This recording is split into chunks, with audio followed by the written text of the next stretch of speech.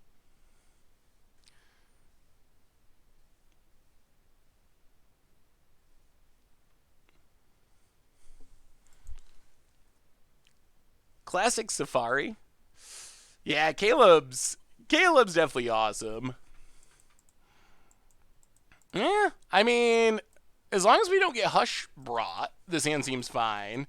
All the bounce spells are good against the core of our opponent's deck. Hoplite. Well, Temple. And. Well, keep the Omen. Something to do next turn. Pass the turn.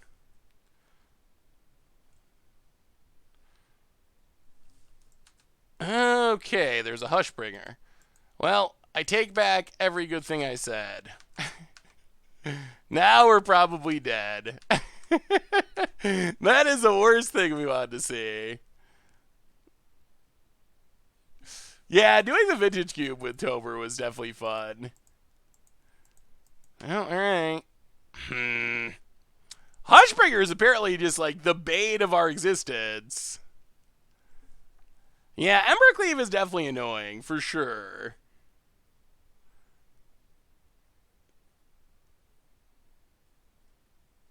Squad Chief would be great too. Yeah, I don't really know Squad Chief. Like, I know the name, but I don't really know them. Alright, Sentinel's Eyes, sure. And Griffspoon. Well, opponent's all in.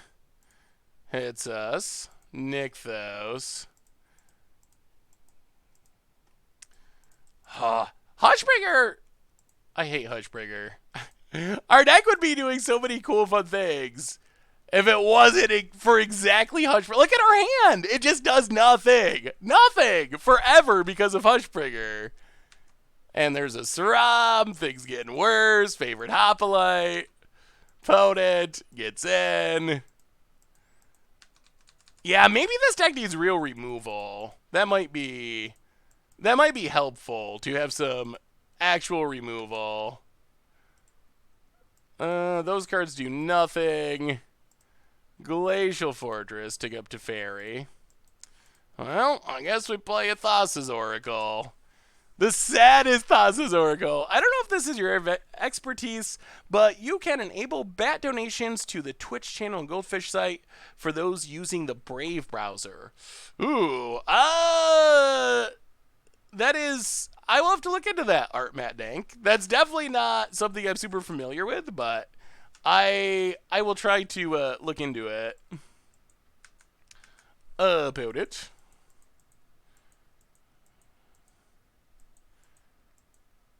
Big attack, drawing cards, oh block. Yeah, we just can't get by this Hushbringer. It is the Hushbringer of Doom. Down to 8. I guess we gotta draw a Detention Sphere and draw it like this turn. Leyline of Anticipation. Well, make some mana.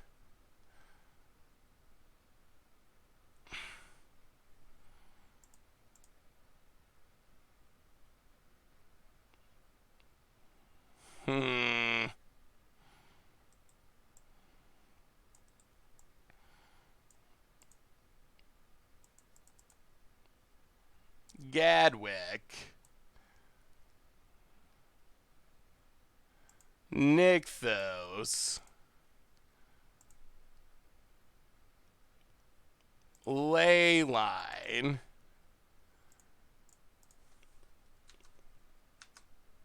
Scry. Well, bottom. Oh, pass the turn! Yeah, Hushbringer's so insane. Vote it. Wyatt Darby or Riley Knight for funsies? Riley would be fun. Vote it. Gabat. Getting in. Teferi. Face. Yeah, alright, sure. Down to 5. I mean, Gadwick tapping stuff could maybe buy us a turn or two. More Hushbringers. I'll take up to Fairy. Pass the turn. Alright, save us, Gadwick triggers. Yeah, Leyline is definitely sweet in this deck. Well, 1, 2, make some mana. ley line. Actually,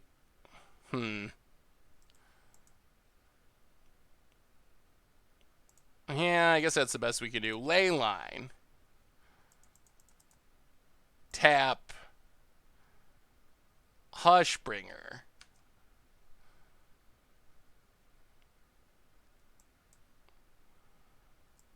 Wow, if it wasn't for the Hushbringers, we'd be going off. And then Reflector Mage.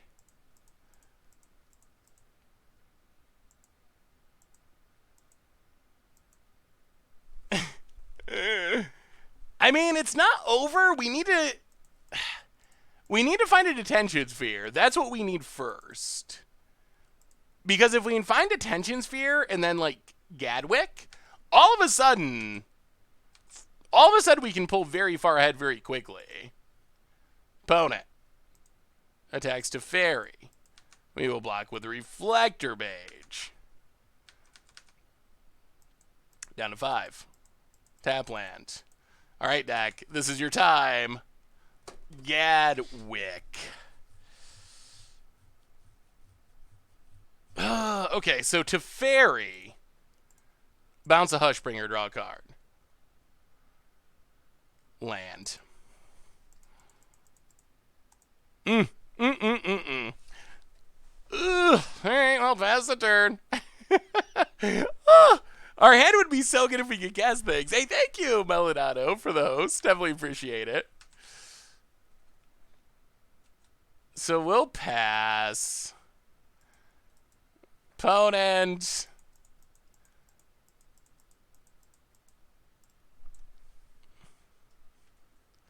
I mean, we can keep tapping things, but because we can't refuel with Gadwick, this is a short-term plan.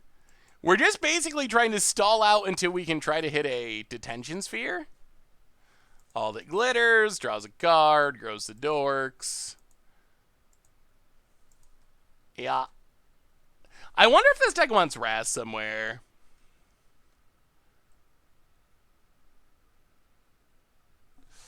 Opponent goes to combat. Panharmonicon could be sweet in the deck. It's a little bit awkward with by not adding Devotion, but it could still be good. Well, make mana. Reflector Mage. Tap a thing. Reflector Mage, tap a thing. Sethro Jenkins for the 19th month. Welcome to the Fishbowl. Thank you so much for your subscription. Big super cheer for you. Thank you, thank you, thank you. Tap, tap.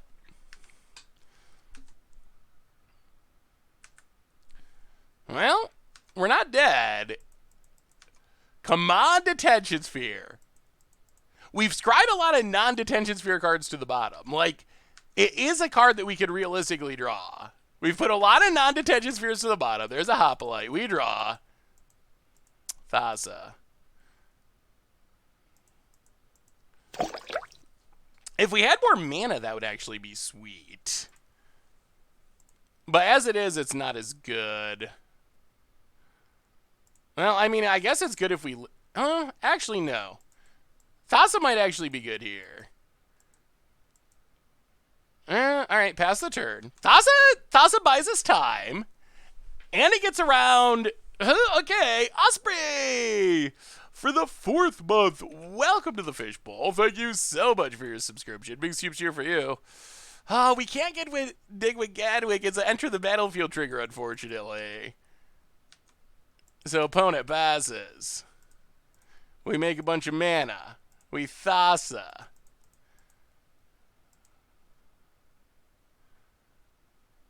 Actually, I guess we should keep waiting. Wait until beginning of combat, I guess. Alright, yeah, go ahead. Yeah, Hushbringer is what's ruining our day. If our opponent did not have Hushbringer, oh, we would be having so much fun. But there's a Hushbringer. Opponent.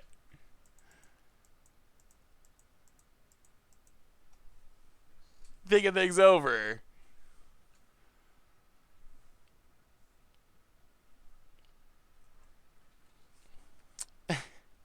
Ah, the mutilated lips. Opponent. Yeah, what do you like this art or hate this art? This seems like one of the more controversial arts from the set, at least. I really do hate the Hushbringer art.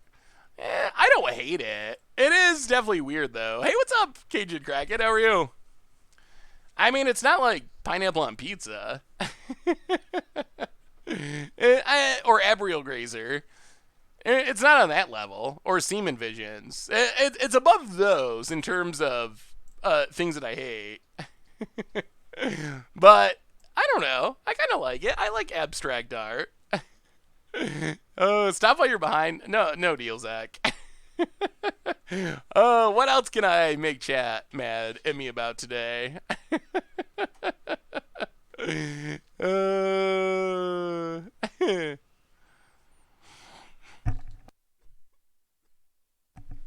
Opponent. Alright, goes to combat. So now we Thassa. I mean, if we draw to Digisphere, I still think we got a shot. Yeah, I kind of like it. The lips are a little weird that they're just like floating in the background. It's definitely unique for Magic art. See, I did some good cough suppressing. That's my hidden talent. All right, so we Thassa. We tap Hushbringer.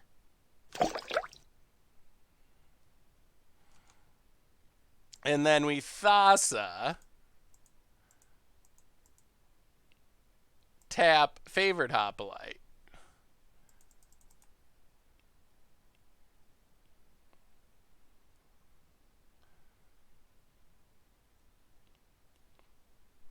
Huh, 5 bananas are for the 17th month. Added. Welcome to the fishbowl. Thank you so much. Added to the fishbowl. That works too. Thank you for your subscription. Big super for you. Tap him down. Tap him down. And yeah, tap you. So chat. Should I go and like get a stockpile of stuff? Is that something people are actually doing? Like all those crazy pictures you see on like social media of like old ladies fighting over a roll of toilet paper and stuff. Should I actually be going to try to get like stuff for more than I would normally get? Is that like a real thing people are doing? Oh, our Gadwick. Yeah, we wanted that.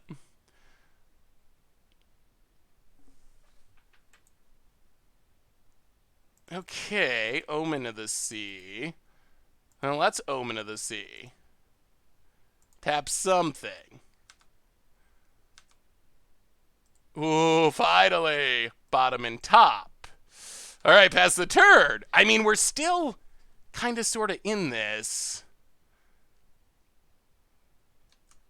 Pass the turn. Blank something for no value. Okay. Do we actually have a chance of winning this game? I feel like we kind of do. 3, 4, 5, 6, 7, 8, 9, 10, 11, 12, 13. So we can tap 3 things. Untap Detention Sphere. Get rid of the Hushbringers. Are we going to win this? Is this stalling out plan actually going to win us the game? I kind of feel like it's going to. Don't get toilet paper. Well. I have that big box of bulk commons, so I'm not overly concerned about toilet paper. Only buy supplies you need for a week or so. Even other countries that full out that allow people to go out resupply their necessities. I mean, that's all.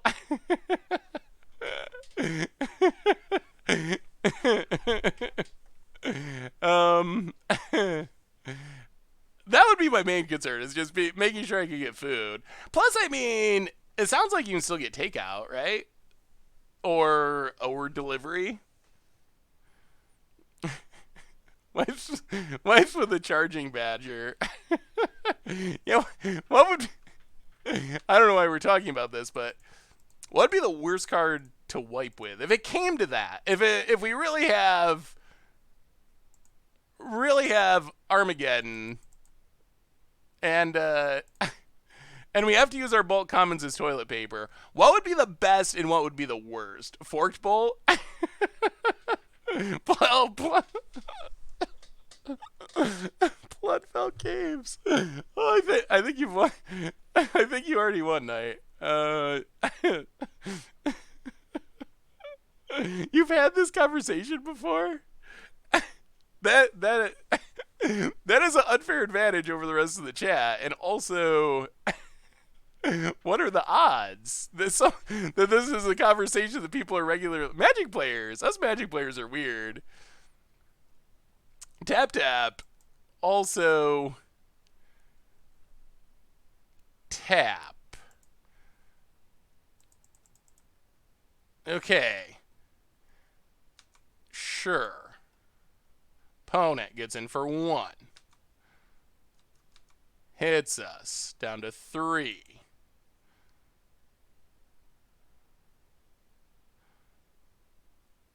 And passes. Well, add a bunch of mana. We gotta go for it. Detention Sphere. Tap a thing. Get rid of the Hushbringers. Yes. Agent of Treachery. Steal Sram.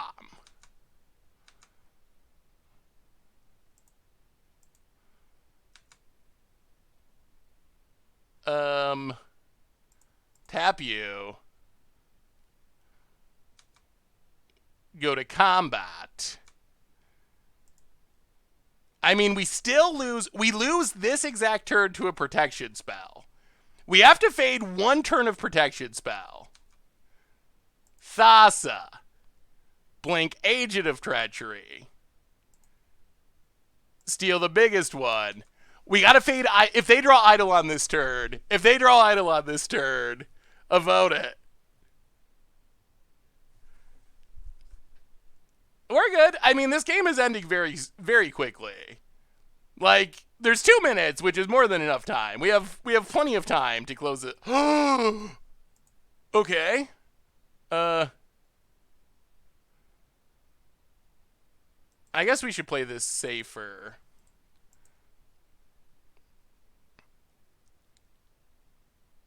Go to combat. Attack. I mean, we are gonna win this. This one's over. I can't believe we won this. I really, really can't. Blink Agent of Treachery. We'll take you now. And now we don't even lose to a protection spell, and that should just be game. That is game and a half. What a comeback! Opponent, Srob, sure. Ooh, Treacherous Blessing. Okay. I mean, this should still be over, though. Opponent. We got him covered. Tap him down. Steal him. Griff's Boon. Sure. Loses a life. Draws a card. I mean, we just got to tap it down. We got infinite mana. Or close to infinite. Opponent combat. Well, we will make manas. Tap you.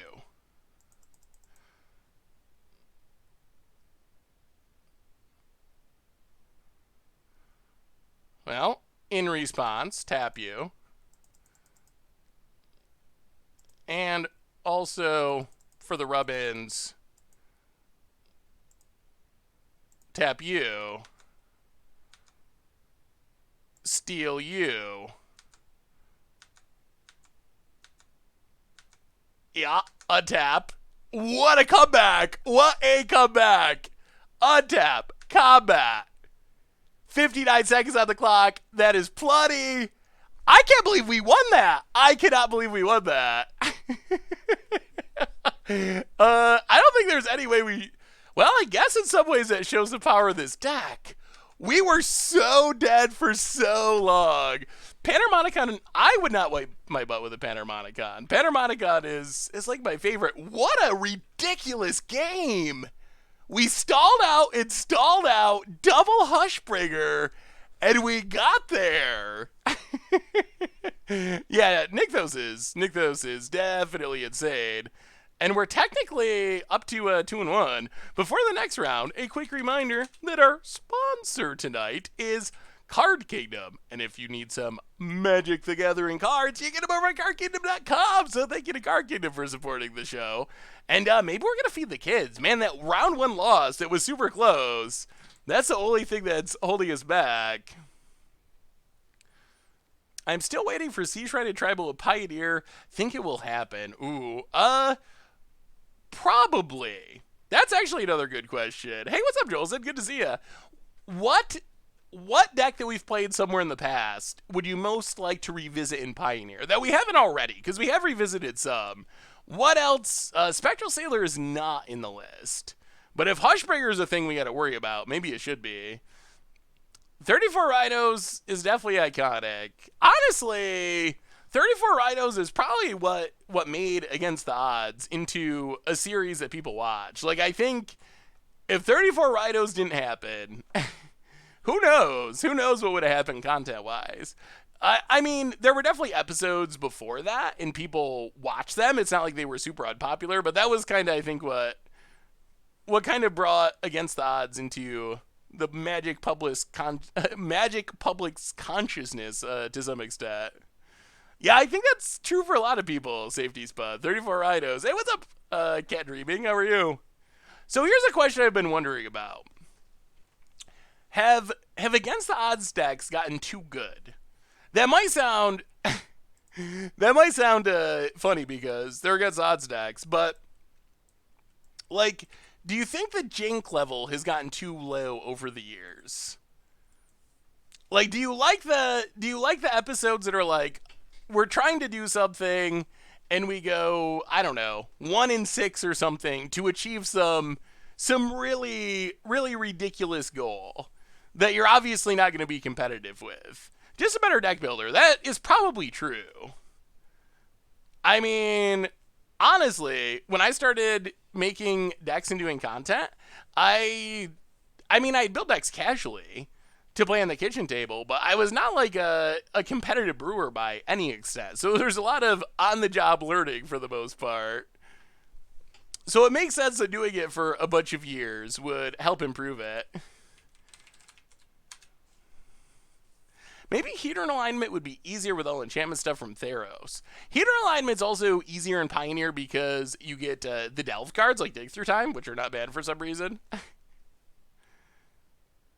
I think they're a little better than the decks they fell in love with, and that Hardlock deck was interesting to watch than Complete Jag that won't work in any of the matches.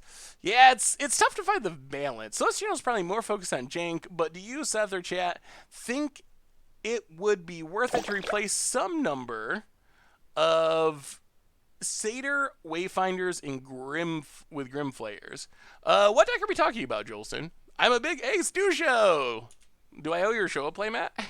Welcome to the Fishbowl. Thank you so much for your subscription. Big super cheer for you.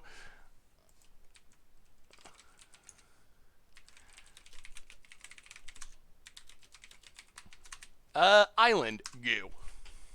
I love Against the Odds because it's refreshing and trying fun things. When you play Against the Odds on Arena, it isn't too good with people scooping too fast.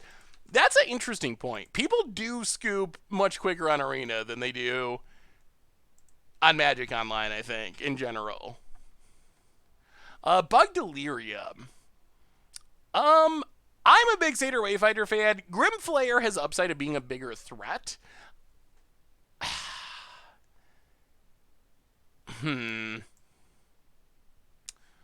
don't know if we want either of these, honestly.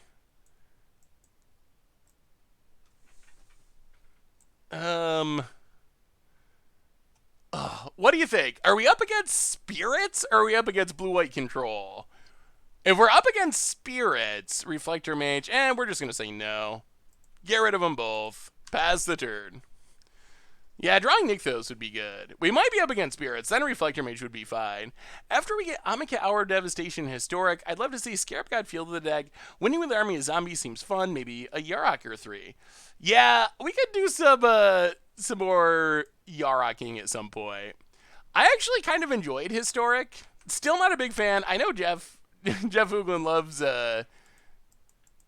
the Field of the Dead. Whoa! Did our turn just pass?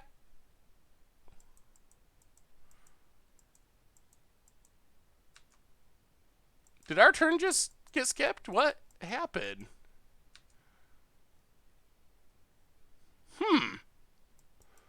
That's interesting. I don't know what happened. Okay. Well, I guess we omen of the sea. Well, it is spirits. We've learned it's spirits. Yeah.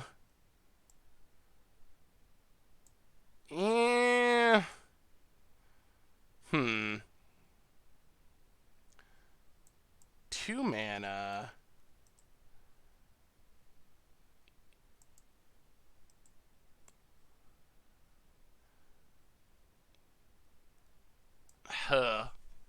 Teferi is okay. It does get beaten down, though.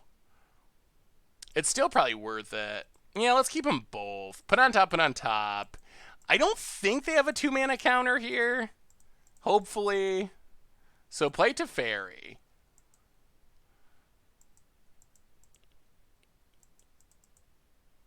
They can't spell Queller. It definitely slows down like Rattle Chain shenanigans. Alright, Salvo Spirit, sure.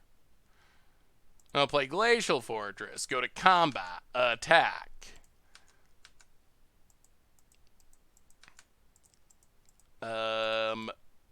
Take up Teferi. Pass the turn. Yeah, this is a matchup we're gonna miss having a Wrath probably. What's the difference between against odds and Much Brew? The biggest difference is actually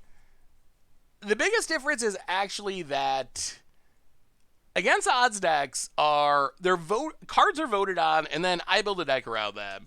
Much Brew is based on the instant deck text, so it's more attached to. Yeah, well, we gained some life with Teferi. So those are normally decks that other people make for the most part.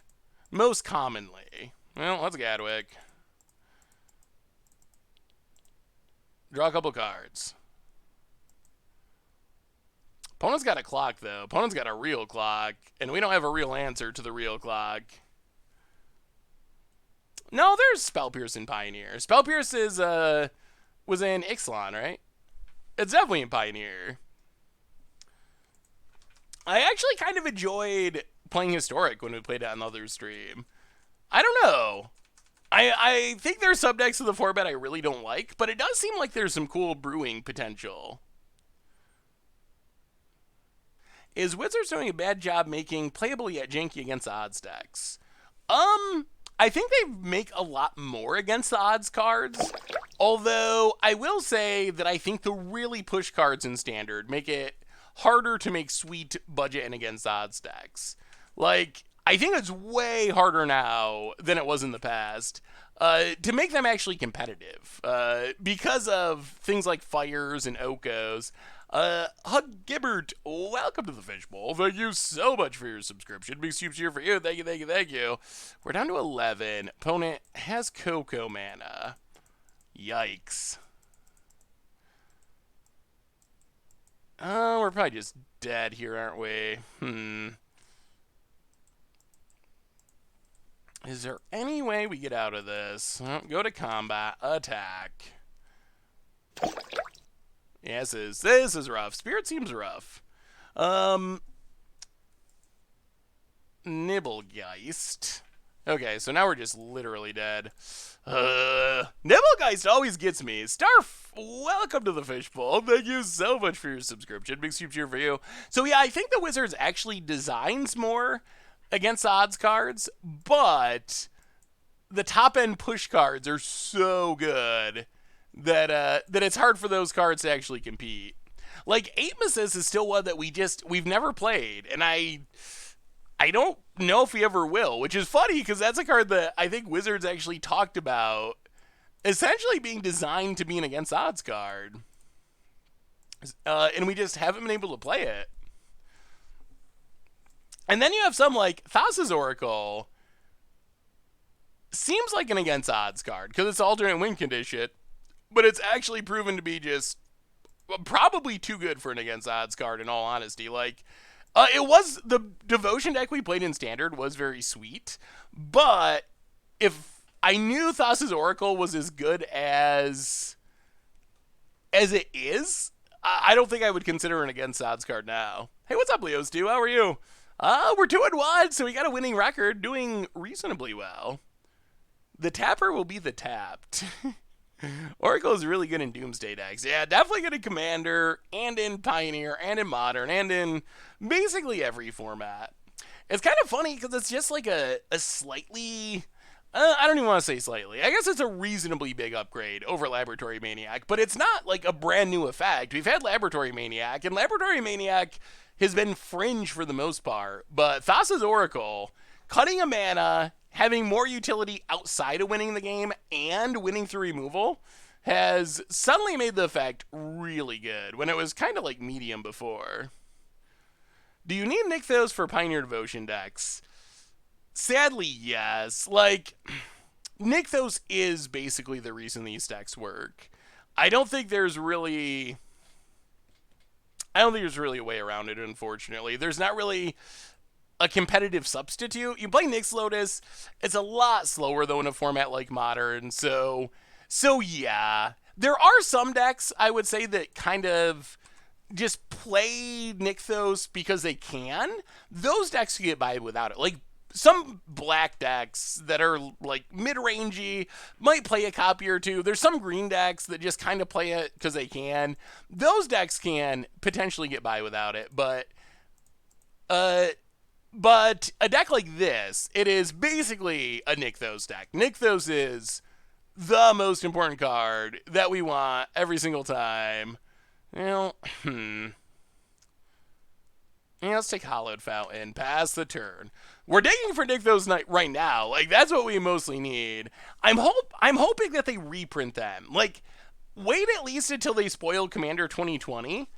Maybe there's a deck in there that could do it. Like, it is a reprintable card. That would be the reason it would have been sweet if it was reprinted in Standard, honestly. Like, just to help keep the price down for older formats. But I guess it's us. Yeah. Down to 17.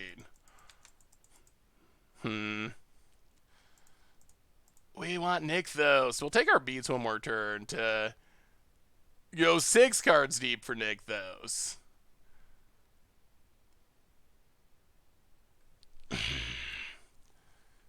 We're just not going to find it, are we? Yikes, that's unfortunate. Alright, put him to the bottom. We need that Nykthos. You're seeing a good example of the importance of Nykthos right here. Hey, say Admiral, thanks for hanging out. See you soon. I do have a Nykthos free budget mono black deck that I built for FNM, got 3rd place with. When I went to it, doable without, but a lot harder. Yeah, there definitely are decks that are like that, but this is one that I don't think is. Could you play a mono blue deck? Yes, but this mono blue deck, I don't think you can really play without Nykthos, honestly. Well, get in, attack. And we're kind of having our no Nykthos problem right now, honestly. Pass the turn.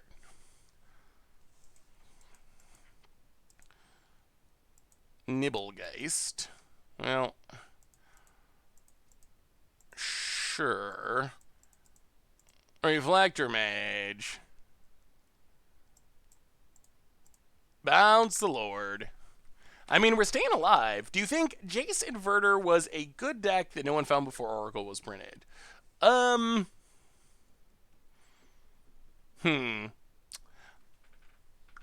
doubt it.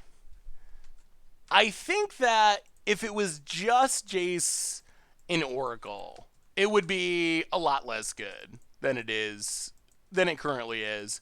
Well, there's Nykthos. Mostly because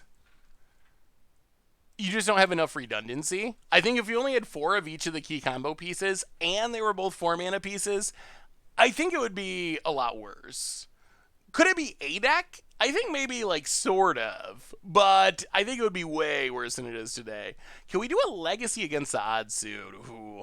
Do you want a legacy against odds? We've done like 1 or 2. There's been very few legacy against odds in the entire history of against odds.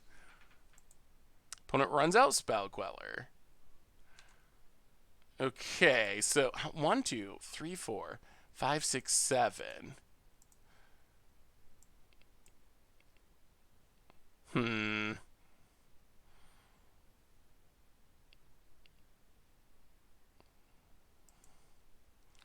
Well, that's Agent of Treachery.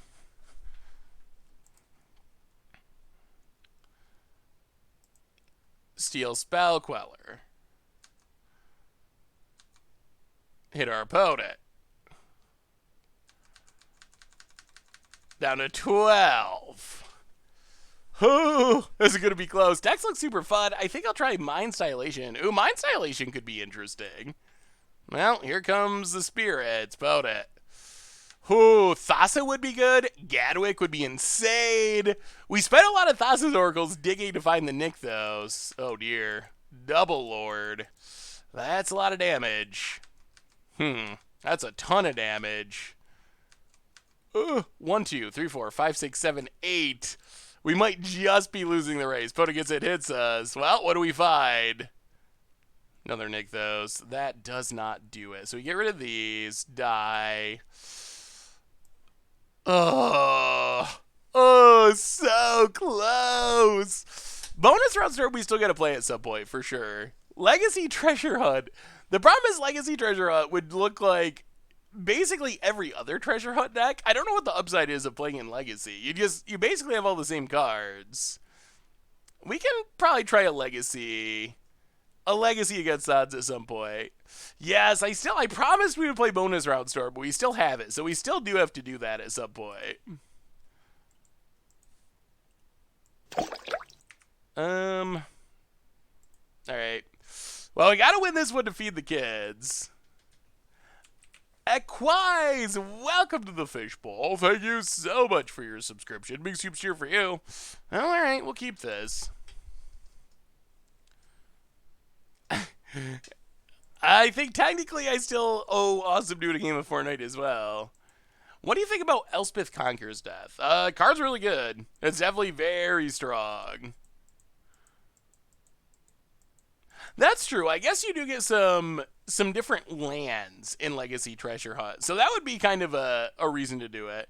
Legacy Oracle Demonic Consultation. Yeah, that would probably be pretty good. I don't know. I bet someone...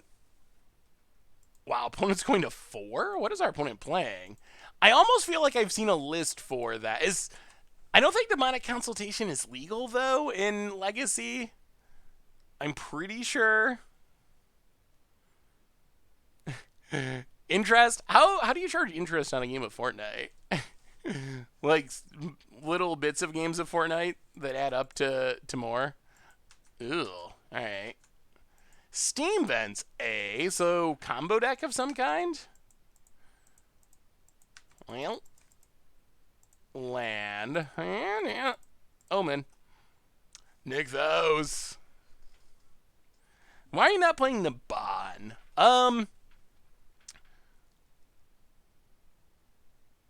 The deck probably... Ugh. The deck probably could play Naban. We have a decent amount of wizards. Why Sorcery Speed Omen? We need it land drops, and getting it countered would be pretty detrimental. Chivalry for our opponent. Tome Scour. Crackling Drake, what is going on? Yeah, I think against blue decks, I think it's often better to sorcery speed stuff if you can. Well, let's Teferi. Teferi, gotta play sorcery speed to take it up. Yeah, maybe this is a Phoenix deck. Well, we'll see. Nykthos is still our best draw, by far. Pota Adepts. Weird that Tobescour could be a playable card in a actual format. Opponent.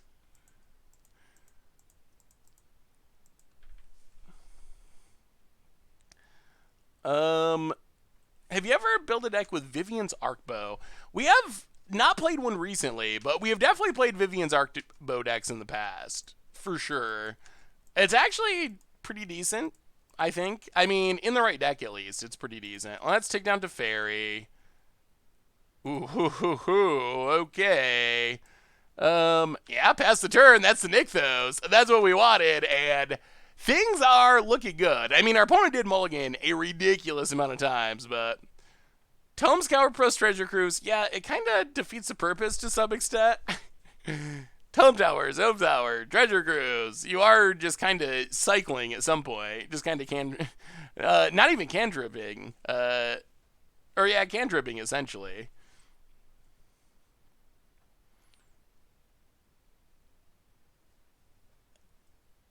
Doing pretty well, Milkman. How are you holding up? What are we playing? We are playing some Blue Devotion, Blue-White Devotion in Pioneer, mostly blue. 3 mana. Well, let's play some Omen of the Seas. Omen of the Sea. Number 1. Up the Devotion.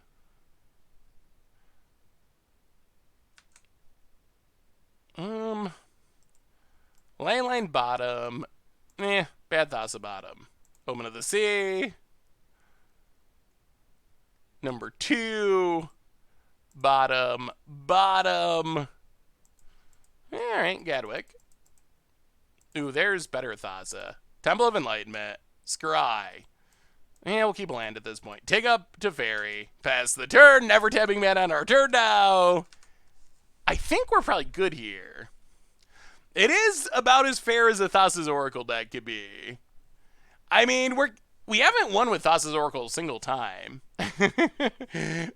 I'm sure it'll happen eventually if you play the deck enough, but it doesn't seem to be something that actually happens super often. Building a spicy Temur Kiln Fiend deck. Ooh, that sounds sweet. Alright, opponent getting frisky. Well, how much mana do we have? Let's just Gadwick X2.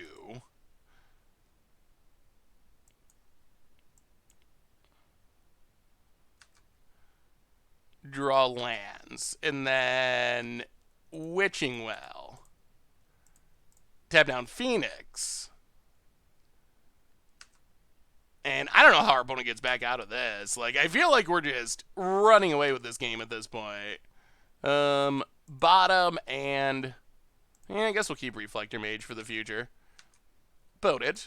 Passing. I'll take up Teferi. Glacial Fortress. Go to combat. Beat you down.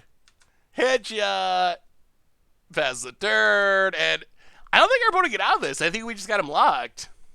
Yeah, it is kind of... Gadwick is actually pretty powerful. Like, the shenanigans you can do are pretty good. Thing in the ice, sure. Opponent goes to combat. You know, Thassa. Tap you.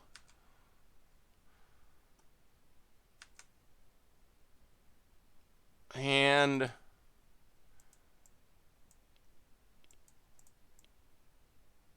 Reflector Mage. Tap you.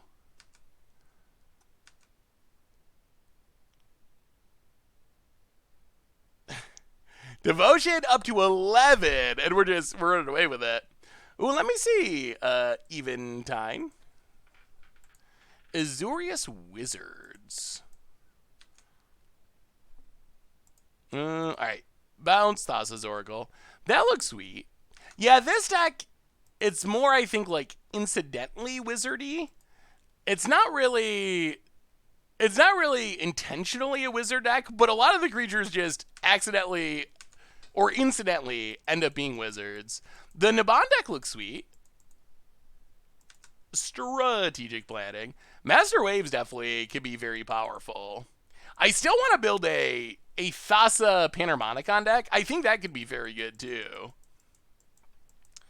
Yeah, it is funny that most of our creatures are just accidentally wizards. More. Okay, opponent kills Gadwick. The bad news for our opponent is we have another one.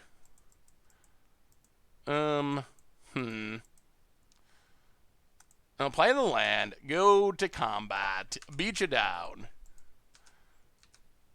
Hit our opponent for 1,000,000. Take up to Fairy. Pass the turn. Blink Reflector Mage. Bounce Arclight. And yeah, this is just over and a half. Boot it.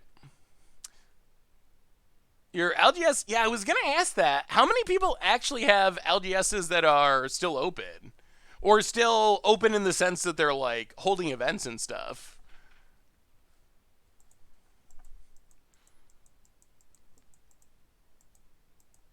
Boot it. Treasure Cruise, draw some cards.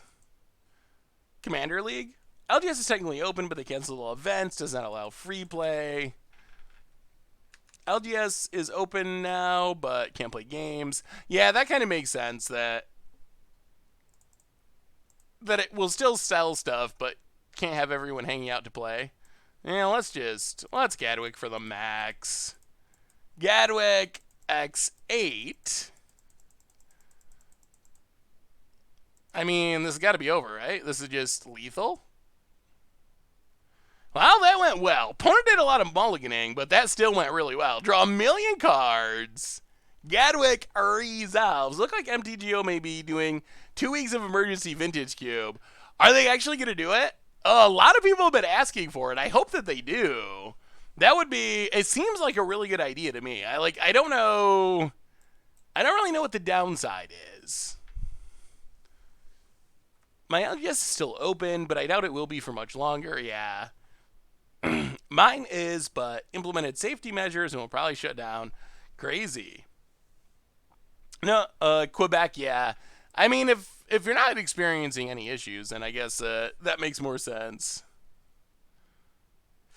Yeah, Vintage Cube draws everyone back in for sure. I hope they delete all the cubes and pull WPN from... You really hate Cube that much, Jay Zoller?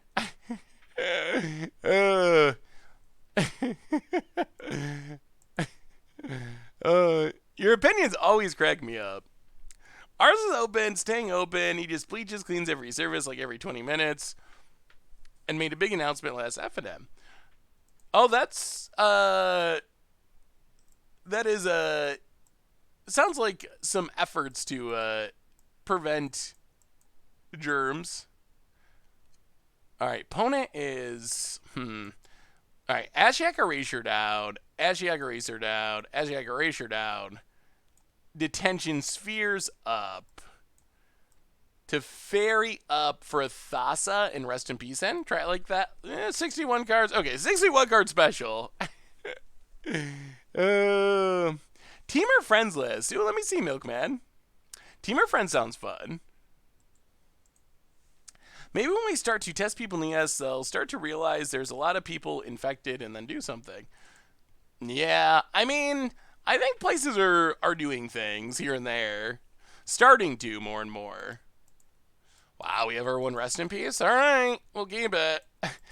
Opponent's gonna have a full hand, but sticking his Rest in Peace would be good. That looks fun, Milkman. Ooh, it's a historic Teamer. Oh, Teamer Fiend. I read it as friend. Fiend, I see. It's a Kiln Fiend deck. Kiln Fiend, we Dragon Nuts. Ugh, we need white mana.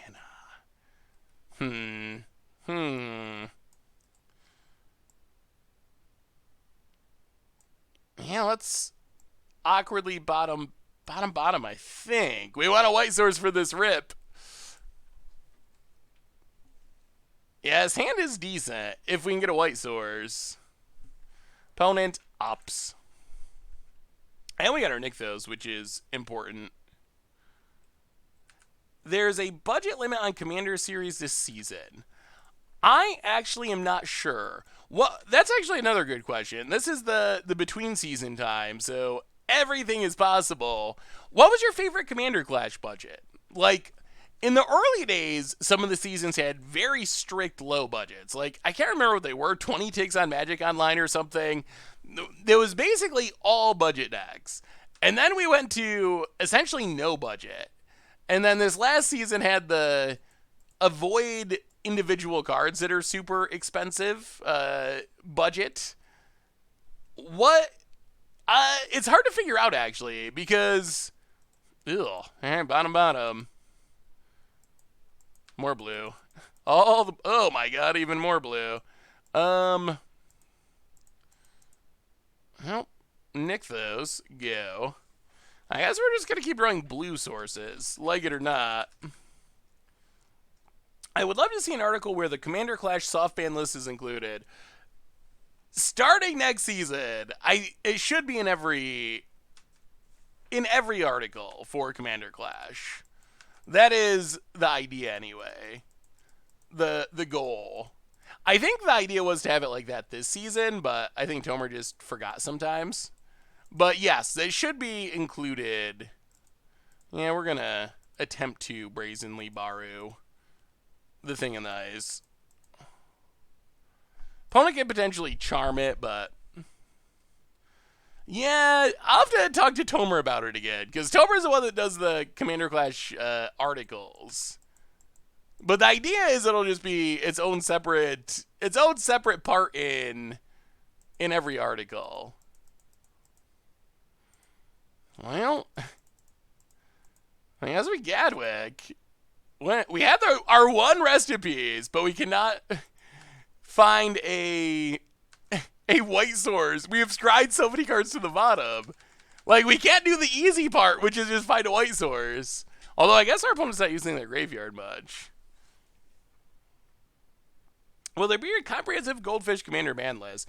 I mean, the ban list isn't that long. It's the 3 fast mana rocks, Soul Ring, Mana Crypt, Mana Vault, and then Cyclonic Rift. So it's not actually a super long list.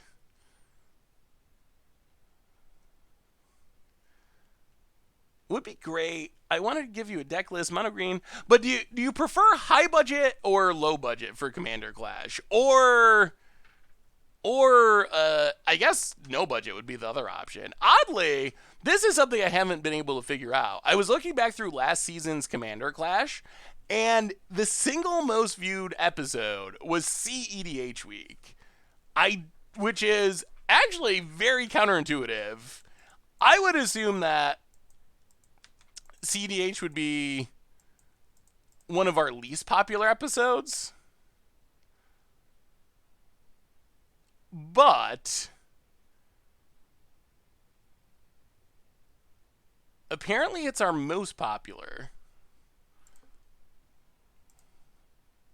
Well, I guess we just started off looking good, and then it took a pretty big turn for the worse. We've just drawn islands for infinite turns.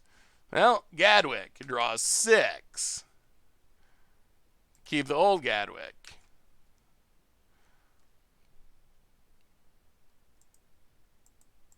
Go to combat. Well, we finally found white mana. It took way too long, though. And we kind of missed a land drop to do this. Yeah, that Gadwick wasn't very good. What a weird draw. Well, discard some islands. This Arclight's coming back. Our opponent might just have us. Discard. Opponent untaps. Thinking that he's going to flip. So the whole deck is 1 ticket.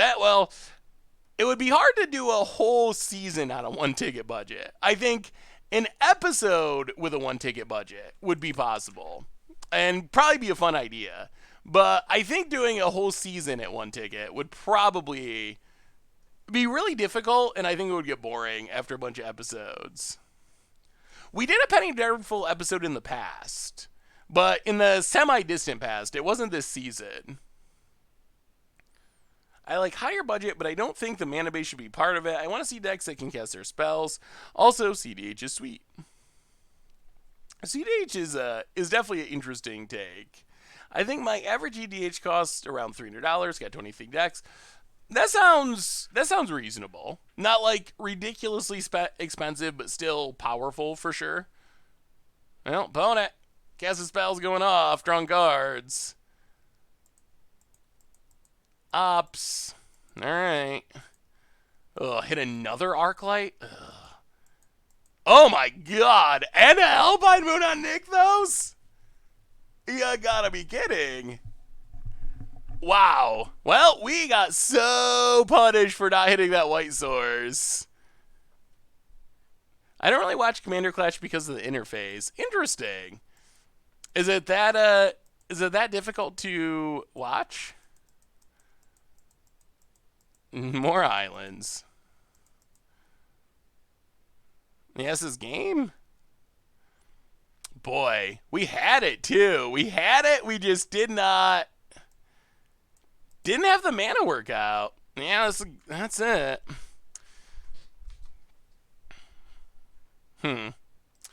Yeah, too little too late. Bottom top. I mean, we won't scoop. Technically, we're not dead, but... Ugh. This should have been so much better.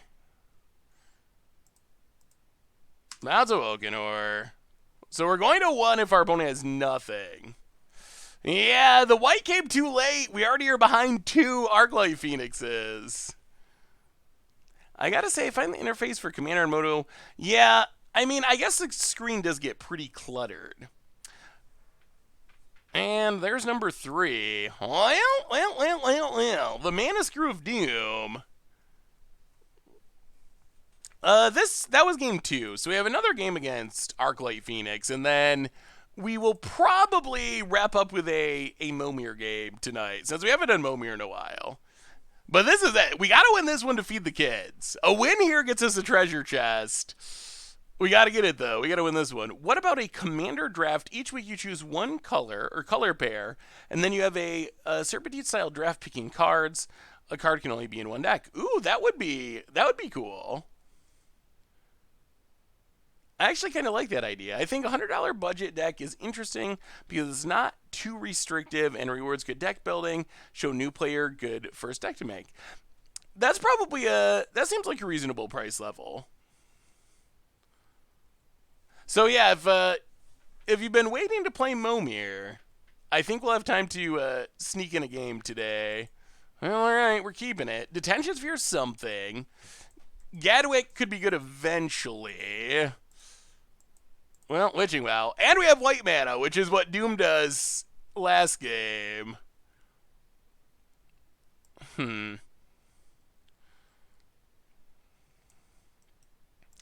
Well, put on top. Pass the dirt. When will Vince be on Commander Clash? I'm sure Vince will be guesting at some point in the not super distant future. But then I find Commander Verse hard to follow too. If you're not really careful all the time, Game Nights is easier to follow, but only because it spells everything out that slows the downloads. Yeah, Game Nights definitely does a good job showing everything, for sure. But I think you're right, it does kind of slow the pace of the game down to some extent too, a little bit.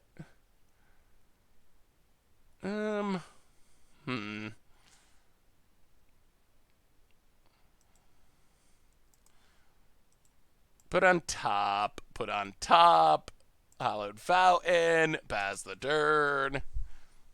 When will the next season start? That is a good question. It's not finalized yet.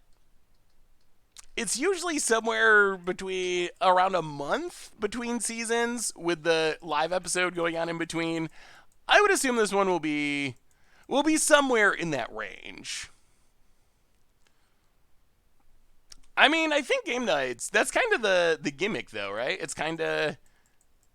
I mean, it's very much like a reality show, with the Commander game kind of forming the basis of the reality show. That's how I've always considered it. I mean, if all you want is the Magic gameplay, then it's probably not the perfect series for you, but I think it's a cool way of handling it. Ugh. Hmm. Yeah, pick up Witching Well, draw a card. Pass the turd. Can they get the Phoenix back? What am I going to do on the weekend while I'm quarantined? Magic Arena! Magic Online! Seth doesn't want Vince back because he knows Vince has a better beard. No, it's not that. It's more that I just got tired of trashing his pitiful beard. Like, it gets old after a while. He's kind of like, I don't know if you have any like younger siblings, but he's kind of like the little brother that's always, you know. That's Vince. Fiery Dipper takes down Teferi. Well, that could have went worse. Opponent passes. Well, land Gadwick. Start getting some mana symbols on the battlefield. Draw a card. I remember when Izzet Phoenix was like the deck in Pioneer. There was a time when this was like the #1 deck. The beard only goes so far when you have super long hair, which Vince does it. That's true. Although I have considered cutting my hair recently. I might actually end up cutting it. Would everyone freak out if I showed up with short hair? Probably. Strategic planning. Opponents trying to fill the graveyard. Alright, still just one Phoenix, though. Boy, our Rest in Peace would be sweet at the moment. Ooh. And opt. Alright, so opponent's going to get back a Phoenix. Unfortunately. We're going to take our beats. We have not been able to stick mana symbols. Opponent gets in and hits us. Down to 15. Well. Reflector Mage. Bounce Arclight. Witching Well. Scry. Bottom. Hallowed Fountain. Our Nexus has not been able to make any mana past the turn. We're not dead, but... I don't know about cutting the beard. You want to see babyface beard? Oh, I don't know about the beard. I could see cutting the hair before the beard. Opponent Crackling Drake. Sure. Draws a card. And passes.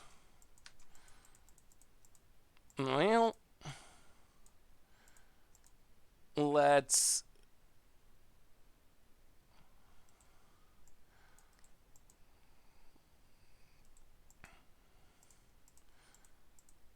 Detention Sphere. Get rid of Crackling Drake.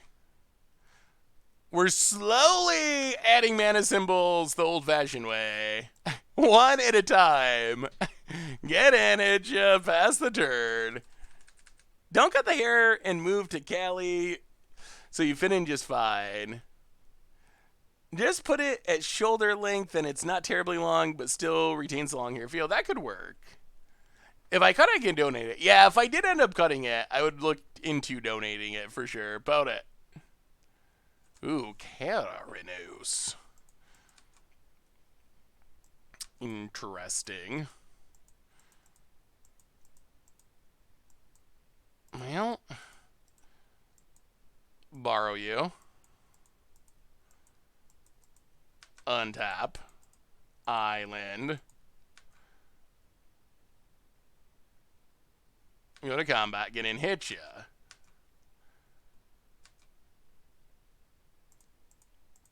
Teferi. Take it up. Pass the turn. Alright, about it. We might be getting there the slow way this game. Why isn't Phoenix good anymore? Boy,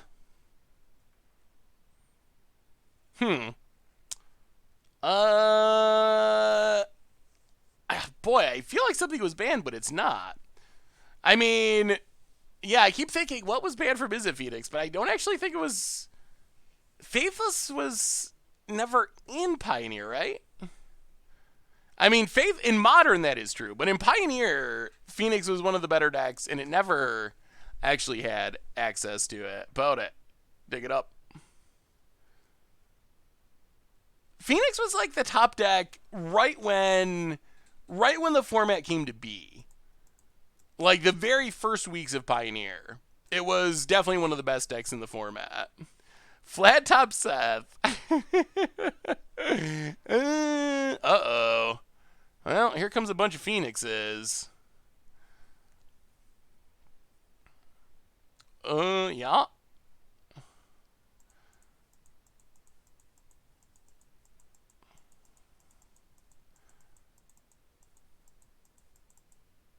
Oh no. And a treasure. Wow. Wow, wow, wow, wow, wow. All right, opponent's going off. Going off, off, off.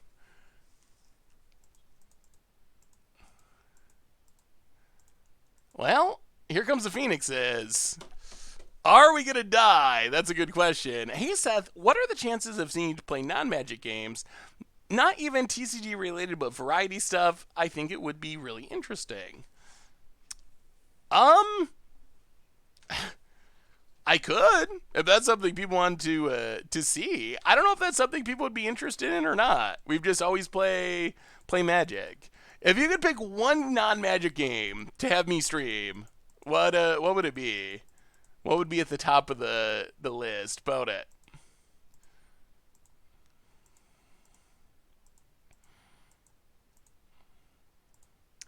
Are we going to Fairy or are we going Face?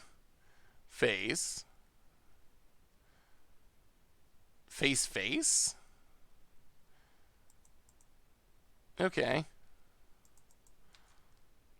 Down to 9. Well, let's Brazen Borrower. Up our Devotion. Untap. Bounce an Arclight.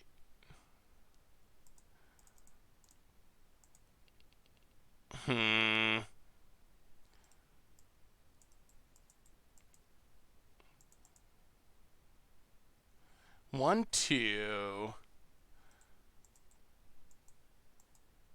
So this goes for 7? All right, let's just Gadwick for 7. Actually, let's go 8. Gadwick X5. Draw 5. If we hit another Nykthos, we can still use it. We do not. All right. Well, in that case, we will rest in peace. Get rid of the graveyards. Temple of Enlightenment. Scry. Yeah, I guess we keep Oracle. Go to combat. Get in. Hit ya. Oh, we could just be dead, though. We could get burnt out. Are we going to die? Oh, the deck was so close, but so far away. I think Channelar would not count. I think that would count as Magic. Age of Empires. Deep Rock Glacial. Minesweep. Minesweep. Window Chest. League of Legends. Donkey Kong Jungle Beat for GameCube. City Skylines. Oh, I tried City Skylines. I have not played it enough to really get too in-depth in it, though. It seems interesting. Did you play Naya Giants deck in Standard that was shown on Fish Tank 2 weeks ago? No. We have not played Naya Giants. Opponent's going to Radar Flyer. Yeah. Are we dead? That's the question about it. No. We were for Magic. I think if I did, what is Deep Rock Glacial? I've never even heard of that. Age of the Empire. Opponent. All right. Removal. Steam Vents. Oh, I think this means we're probably dead. Arclight. Ugh. Yeah, that's not good. Removal for days. We're dropping to 3. Is there a way out? I'm not thinking so. Opponent, getting in, getting in. We lost all of our mana symbols in the world. We lost our Gadwick. That was not the turn we wanted. That's why Treasure Cruise is busted. Thassa's Oracle.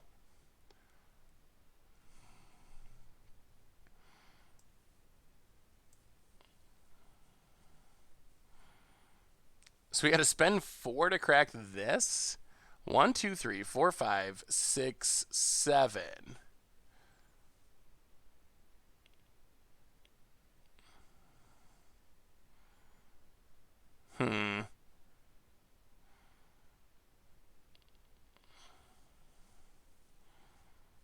One, two, three.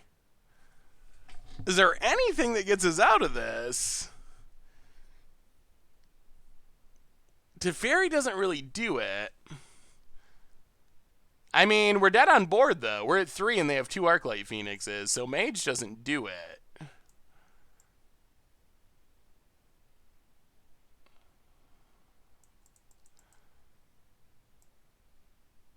Alright. Blue. Witching Well.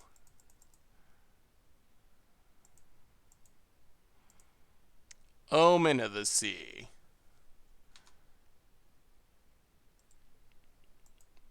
Yeah.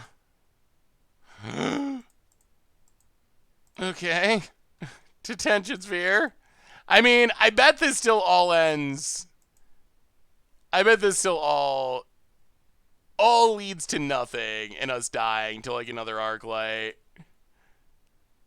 But I mean, we did hit it to stay alive, go to combat, get in, or they're just going to throw a bird spell in our face.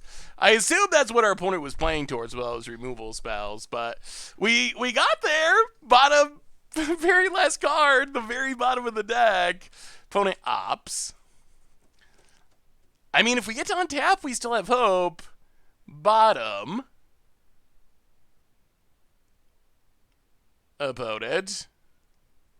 Come on. Come on. We got to fade. I mean, we did get there. We had to dig super deep, but we got... Oh my goodness, so many cantrips. Strategic planning. Grabs a card. Yeah, another Arclight.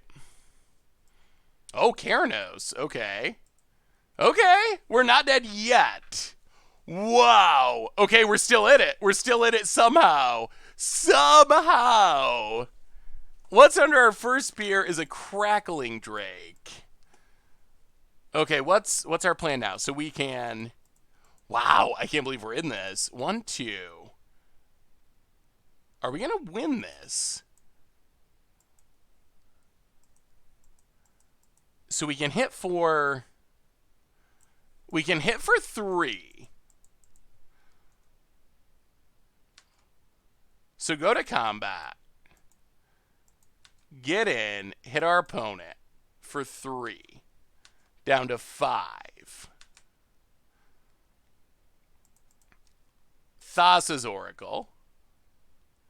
Go digging.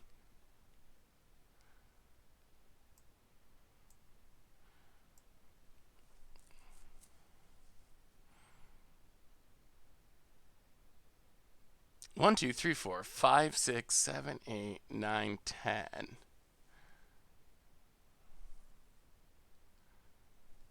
Wow, this is very interesting.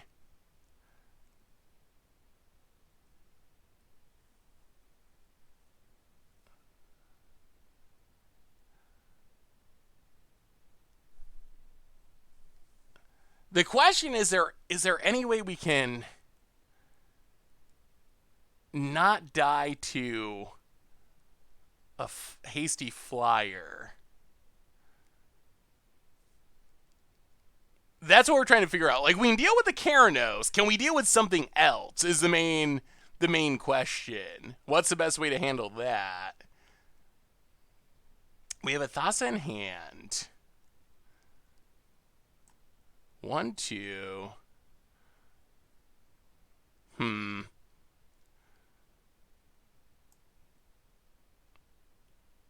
wonder if Nykthos is better?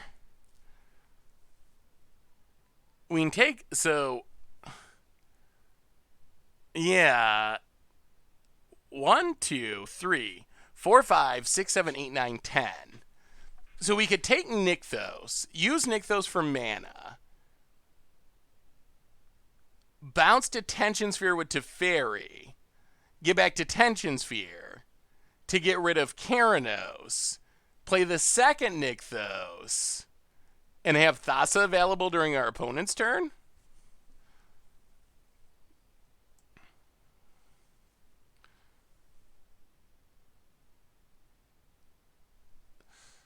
Well, we can't let our opponent untap with Keranos, though, because it could just Lightning Bolt us on our upkeep. All right, let's do it that way. One. So make mana.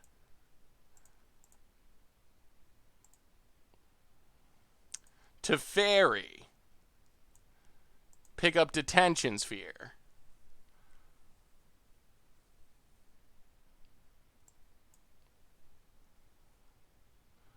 Opponent gets back Crackling Drake, draws a card. We play Detention Sphere to get rid of Keranos.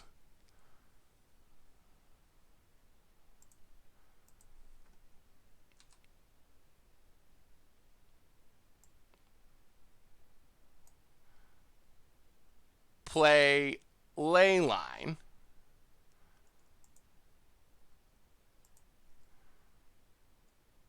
Play Thassa.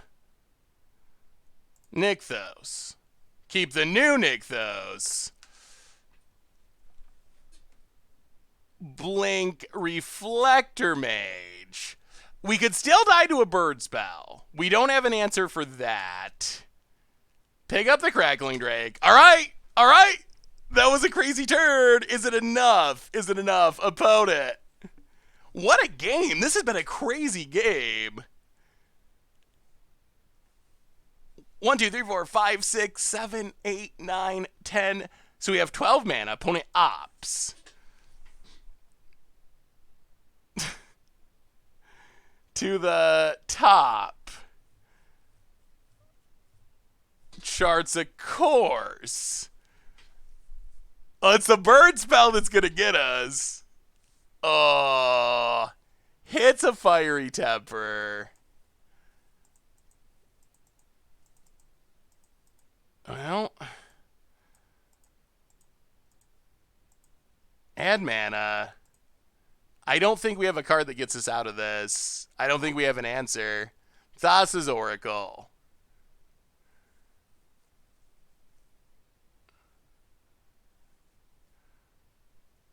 $12 cards deep. Oh, they found the Lightning Bolt.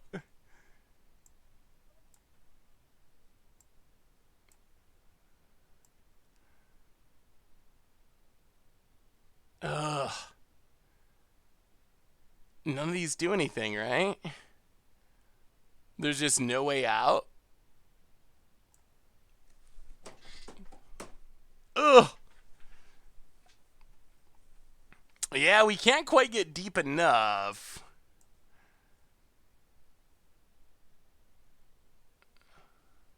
We can draw 2 with Witching Well.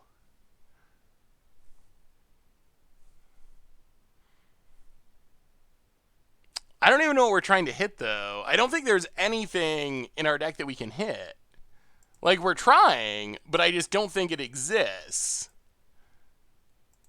Like, I don't know what we can draw.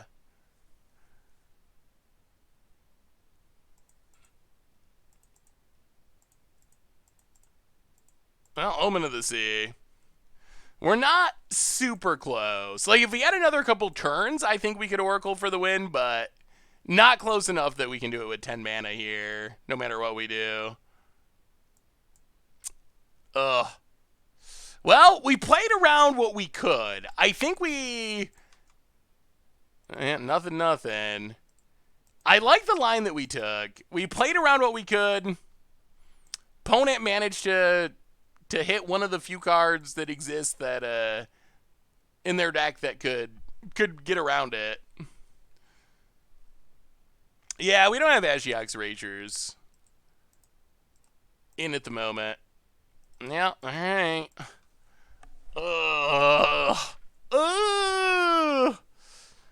Wow. Well, we had to play some wild matches, and I think that's kind of where this deck fits. Is this the best deck in Pioneer? No. Is it a top tier deck? No. Can it win some games and do cool things? Yes. I think that's basically where this deck falls. I think we got to see some ridiculous games. I do wonder if it could use a little bit more like real removal. You can definitely do some spectacular things once you get Leyline going, which is pretty cool. So I don't know. I think it's definitely a fun deck, probably worth exploring, but not at the top tier of the format by any stretch. So yeah, definitely some sweet games. Well, on that note, let's see if we can squeeze in a quick best of one Momir. If you would like to Momir, we haven't got to Momir in a while. If you'd like to Momir, I will accept the first challenge, and we will get in a quick game of Momir before we wrap up today. So if you're in the mood, if you're quarantined and need some magicking, definitely send me a quick challenge. Yeah, treasure hunt. We've definitely done plenty of treasure hunting in the past.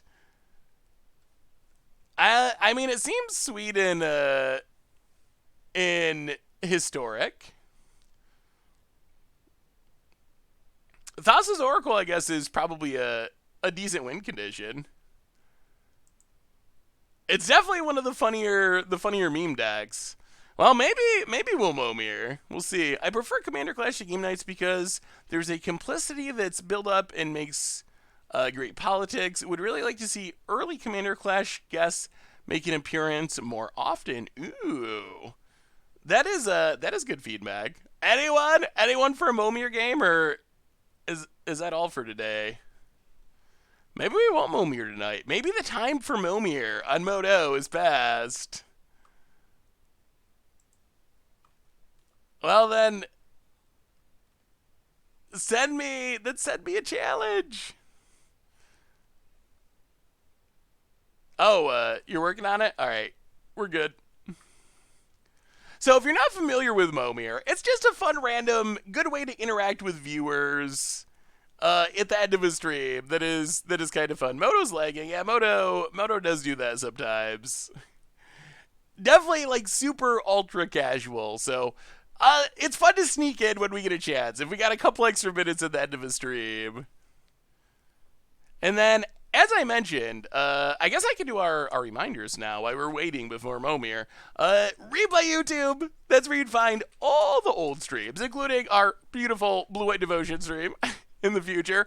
Normal YouTube, Manalist Dredge Butcher Brew last night, a sweet Pioneer Budget Magic tonight, tons of other stuff. Keep an eye out for all that. Our sponsor tonight is Card Kingdom. And if you need some Magic the Gathering cards, you can get them over at cardkingdom.com. Even grab a free Scoop Soldier sticker. Just let them know you want one in your order note. So thank you to Card Kingdom for supporting the show. They got you covered with whatever cards you need. Also, a reminder, Saturday, Pioneer Tournament. Yeah, tonight is Budget Pioneer, and I really like the deck. The deck is sweet. The Budget Pioneer deck. And then Saturday is the Pioneer Tournament that I'll be streaming. So I'm not 100% sure. There's probably an outside chance. I'll have to see what life is like and work is like and everything. We might just have 4 streams this week. There's an outside chance that maybe Thursday would kind of get pushed to Saturday instead of Thursday, but I will figure that out for sure and let you know by the time we're streaming tomorrow evening. And the podcast will be going up shortly, so after our Momir game and the stream wraps up, podcast is the next thing on my list. You got the fish sticker? Awesome. Yeah, the fish sticker is definitely sweet. It's a cool little bonus, just for doing what you'd be doing anyway. Oh. Well, we'll see. We'll see if we get a Moire match. Moto might not be cooperating with the Moire. The Moire Golmir.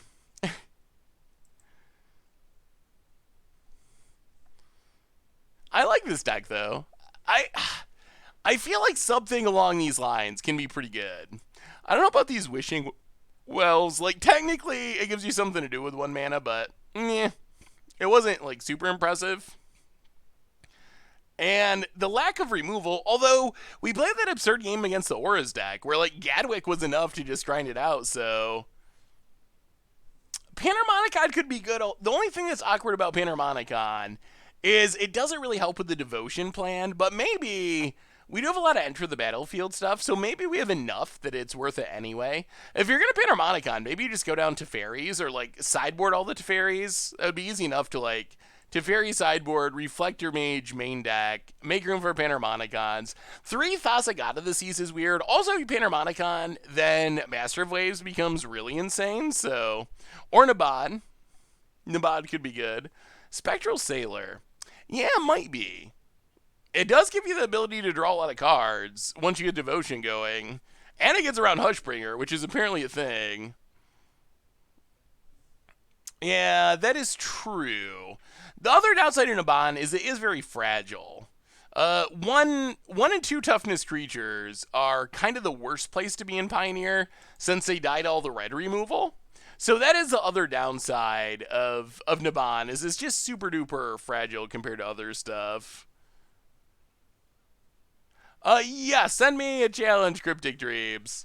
I will just accept the first challenge I get, and we'll sneak in a game of Moire to wrap things up.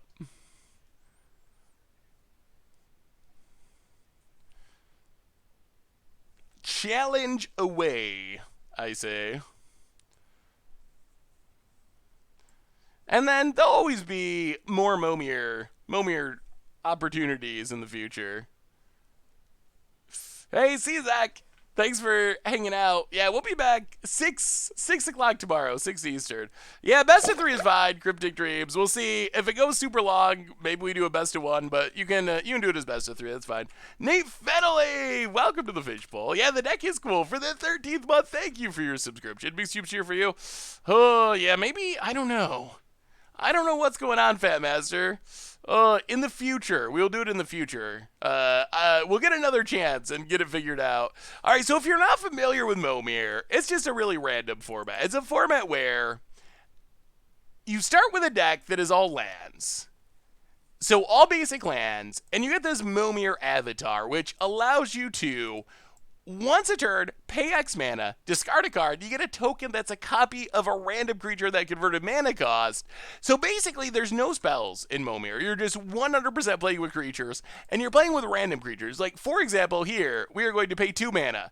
We are going to discard a card. We're going to get a random 2-drop, which is Voldaean Zombie. Just a 2/2 for 2 with Pro Greed.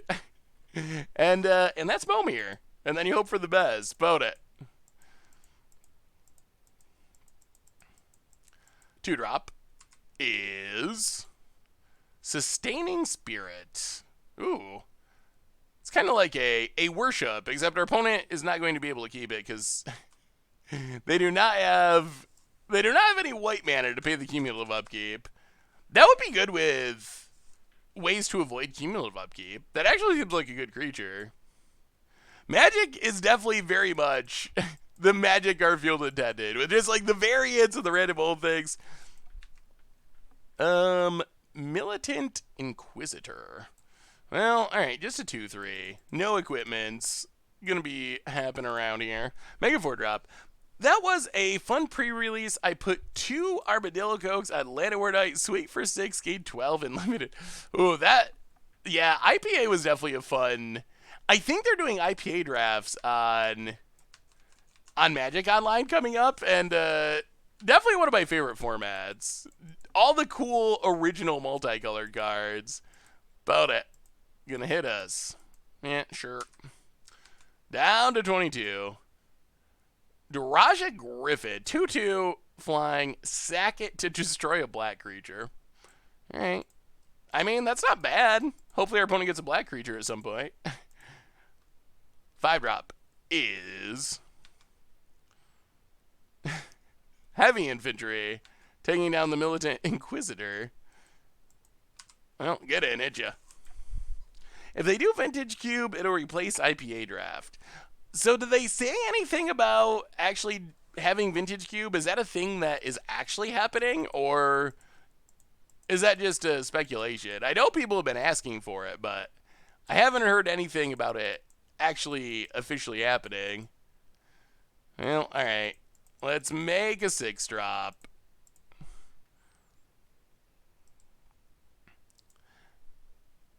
Greater Stone Spirit. Can't be blocked by creatures with flying. Oh, this has reach. 2 and a red. Until end of turn, target creature is +2/+0 and gains fire breathing, essentially. What a weird creature. That is a really weird one. Got 3 mystery boosters staring at me.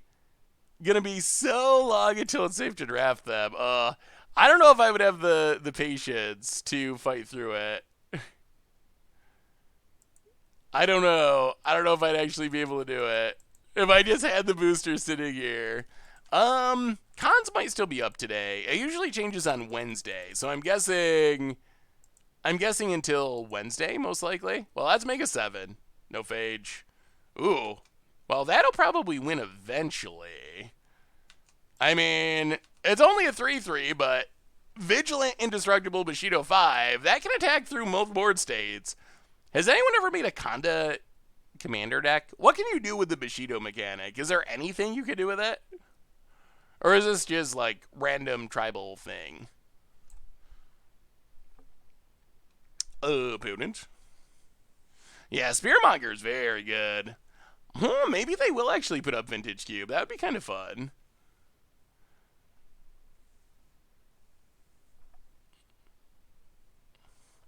Oh, sorry, Glock Guy. Next time.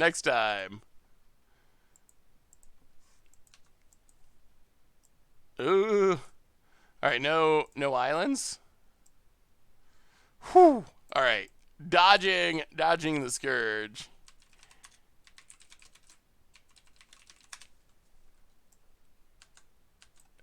Well, we're up to the 8-drop part of the game. See what happens. They should remove all the cues but standard. Oh, Jay Zoller. Alright, let's make an 8-drop. Something good. Siki. Okay. I mean, that's not horrible. Get in Wakanda. If damage would be dealt to it, prevent that damage, remove that many counters, make that many spirits, sack 8 spirits, reanimate it.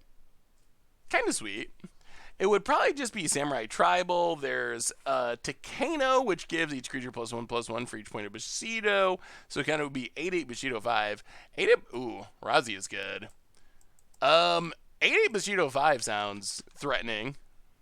Yeah, I guess like Voltron would make sense. Just load it up with auras or something, equipment, and go to town. Well, down to 16. What's our 8-drop?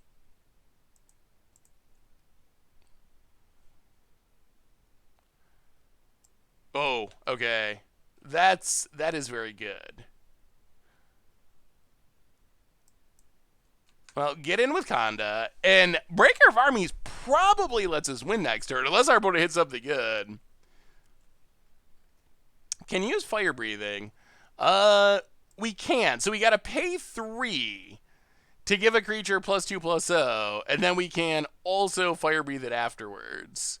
So we could like pump it +3, but it's gonna take basically infinite mana. Oh, this did not work the way I was thinking it would. Alright, so that was not ideal. 8, 9, 10, 11, 12, 13, 14, 15. I mean, we still have lethal, though. That was not a great attack, though. A Myojin of Knight's Reach. Not the best 8-drop of all time. Yeah, I guess +2, but then you can also Fire Breathe it afterwards. Pota gets it, it's us. 8, yeah, but this should just work. So play the mountain, go to combat, all attack. Everything's got to block the breaker of the armies. And then we can try out this Greater Stone Spirit. I mean, I guess that's not a horrible creature. Yeah, it does seem like Meosians come up a lot. Sure. Attack. Everything's got to block breaker.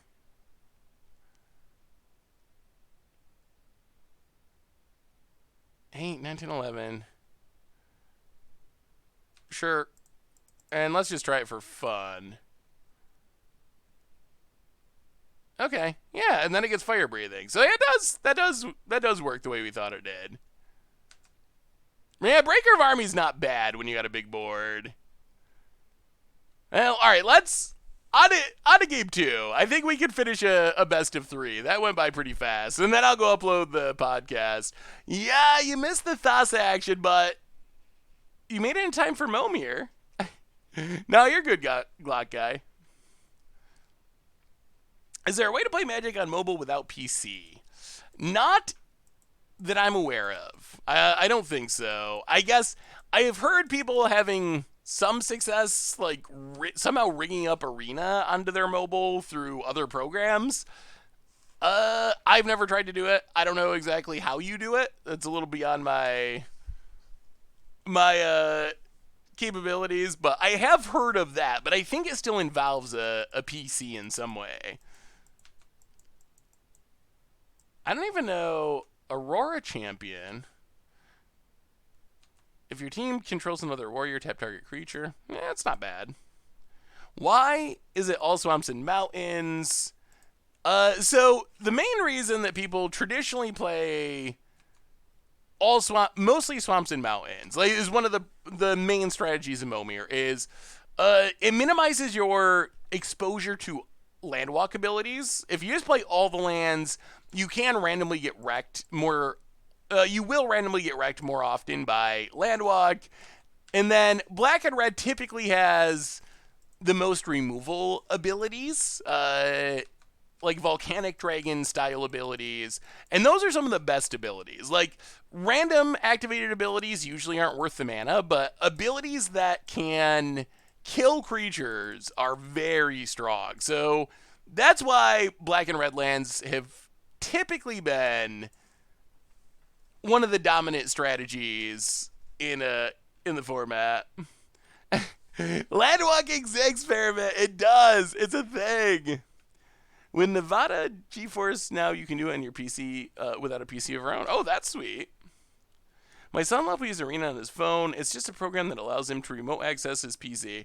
I kind of want to try it just to see how practical it actually is. Like,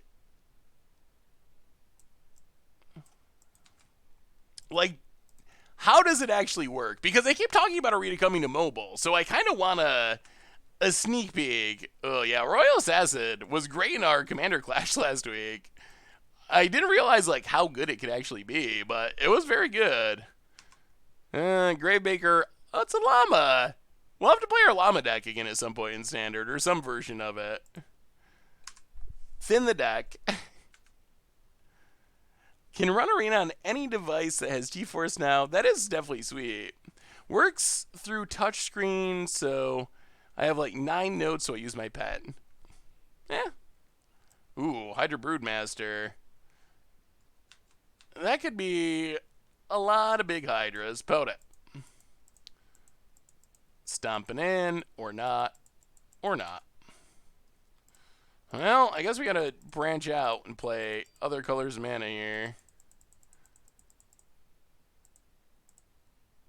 Discard a card. Game 0. Well, at least Archwing Angel flies. Pass the turn. Yeah, opponent does need green source. They might not. They discarded it, kind of like we did. About it. 7-drop. Phage. Ooh, Tyrant Familiar. Alright, 5/5 Flying Haste. The other problem is our opponent's creatures are just big. They're bigger than ours. Yeah, we'll take 5. We're going to need a hit at some point. We're going to need to hit something good. We're sliding behind. Well, 7-drop. Platinum Angel. One time. And Ether Basker. Ether Basker's big. Like, maybe we could just energy our opponent to death. That doesn't seem impossible. Just came back from drafting some mystery boosters. Wish you good games. How was the mystery boosters recall? The prevalence of royal assassin in old school was why Sarah Angel was considered... Oh, the bows cracking. All right. Well, the board is reset. How was the mystery booster draft? Was it fun? So opponent's got a 5/5. And we will see what happens. 8-drop.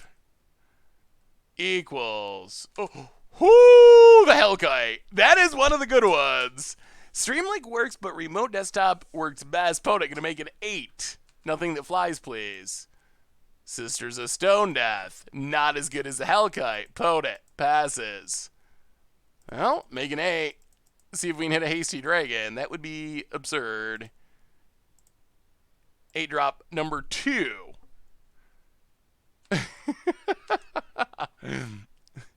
Our 8-drops have been a smidge better than our opponents. Bounce Kraken is very good, but in general, our massive flyers, I think, are better than our opponents. Leviathans and Sisters of Stone Death. Yeah, that's Moire. Opponent, Avatar of Fury.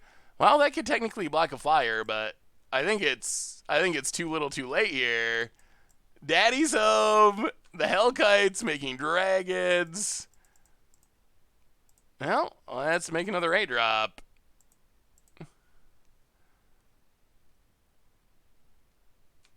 Alright, another big flyer. Go to combat. Attack you. Make more dragons. And opponent's going to need another Bounce Kraken. This one's just essentially over. Fun, but I don't prefer chaos drafts. A bit janky. Yeah, that's probably a good description. It seems like there's some janky cards in there. I might as well keep hitting our land drops in case we do got to go to... Yeah, I think it's worth it. In case we got to get to Emrakul at some point. If our opponent does hit like another mass bounce. This doesn't kill us, right? No, it doesn't kill us, thankfully. This usually just kills you. Avatar of Slaughter. I don't know if I've ever seen this card be good. Normally it just kills you. Well, we will make the Sporting 7. The Magic Gods, if they don't want us to win, they can give us Phage. Instead, it is a Pit Spawn. Which is not the... I love the old art. Like, that's not even a great old art, but just the old style art. I want an old style art Masters set. Wizards. Well, we got to Moire, we got to Thassa's Oracle, and now I gotta go upload the podcast. So y'all are awesome. We will be back 25 hours from now roughly for some more fun, some more streaming. So thanks for hanging out, everyone. You're amazing. One more reminder, check out the YouTube if you haven't. Replay YouTube, all that sweet stuff. Sponsor, Card Kingdom, etc. But I love y'all. Stay safe. Have a wonderful evening. Avoid coronavirus if you can. And we'll be back tomorrow to have fun. Forget about our problems. So until then, have a amazing evening, a wonderful night, and yeah, I'll see you tomorrow.